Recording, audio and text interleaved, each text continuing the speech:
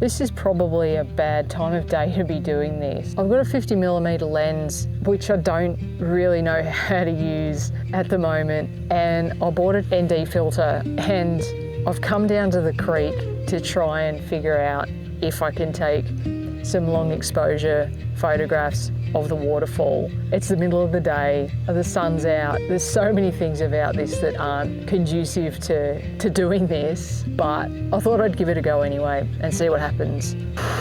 I've just trekked all the way down the hill to the waterfall. It was raining yesterday, so there's a little bit of water here.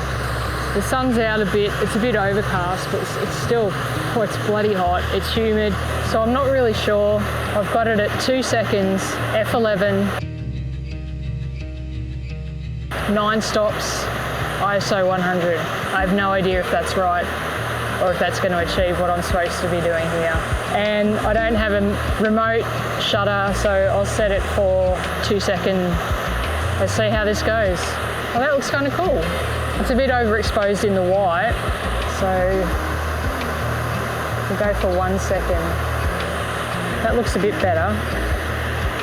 So I've been using the Canon 100 to 400 lens to take a lot of photos of wildlife around here, which it's really good for that, and I've gotten used to using this one as a matter of course, going out, getting those animals and creatures that you see around. It's always that moment you don't have it on that, like, something will appear and you just you know, far enough away that you want to be able to take a photo. And so the 50mm, I just really wanted to figure out myself what I can do with it in this kind of environment where it really is just so dry and so washed out and so overexposed, you know, in this really hot, dry summer that we're having at the moment. How do you capture that? And what I'm finding out with this lens is that it is really good to get those beautiful details on those gum trees, and as well as get a bit more of the wider angle than what this one's capable of, and get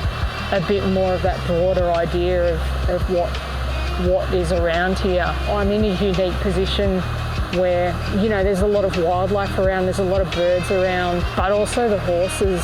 I spend a lot of time around them in a more uncontrolled situation, so they're being themselves a lot more, and they're used to me being there, so they are unperturbed by my presence, which, so when I do take the camera in or the tripod of a night time to take photos of the stars or the sky or something like that, they are really in my face and really want to know what's going on and really curious. Going out at night and taking those long exposures of the sky or the gum trees and being able to bring out all those details in a way that is not available through the day because of how overexposed and how bright everything is at the moment. That's why I wanted to come down here and just see what it might be capable of at the height of the daytime sun.